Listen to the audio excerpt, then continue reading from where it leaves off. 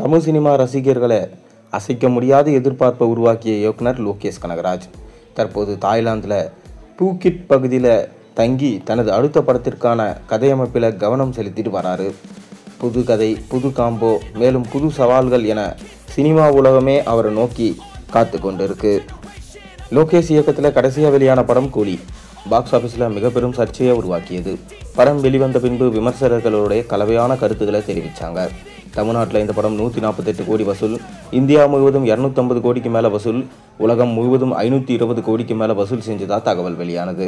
ஆனால் ரசிகர்கள் முன்னதாக எதிர்பார்த்திருந்த 1000 கோடி வசூல் கிடைக்காததுனால படத்தை ஓவர் பில்டப் என விமர்சித்தாங்க. இதன் பின்னணியில் லோகேஷ் ரஜினி கமல் காம்போ கைவிடப்பட்டது என்கின்ற வதந்திகளும் பரவியது.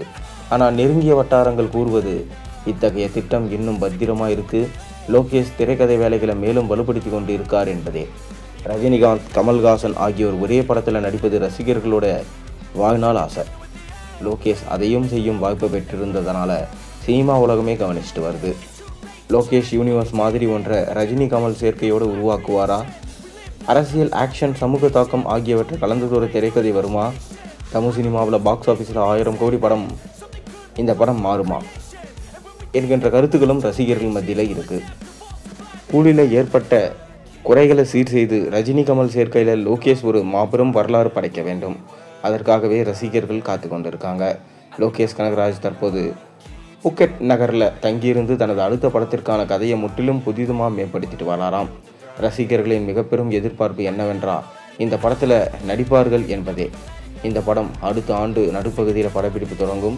2027 பொங்கலுக்கு படம் வெளியாகும் என எதிர்பார்க்கப்படுது.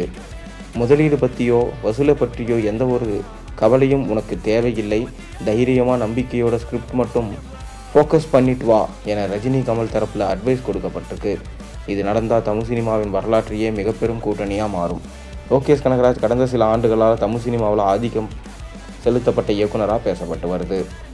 மாஸ்டரில் 250 கோடி வசூல், விக்ரமில் 400 கோடி வசூல், லியோவில் 600 கோடி வசூல், கூலியில் 520 கோடி வசூல். இப்படி லோகேஷ் எடுக்க போகிற படத்துக்கு இப்போவே எதிர்பார்ப்புகள் அதிகமாக இருக்குது. 2027 பொங்கல் தமிழ் திரையுலகின் வரலாற்றிலேயே மிக பெரும் திருவிழா மாறுமா என்பதை நம்ம பார்க்க வேண்டியிருக்கும். பொறுத்திருந்து பார்ப்போம். நீங்கள் என்ன நினைக்கிறீங்க? உங்கள் கருத்துக்களை மறக்காமல் கீழே கமெண்ட்டில் சொல்லுங்கள். மேலும் சேனலுக்கு சப்ஸ்கிரைப் பண்ணுங்கள், பெல் ஐகானை ப்ரெஸ் பண்ணுங்கள்.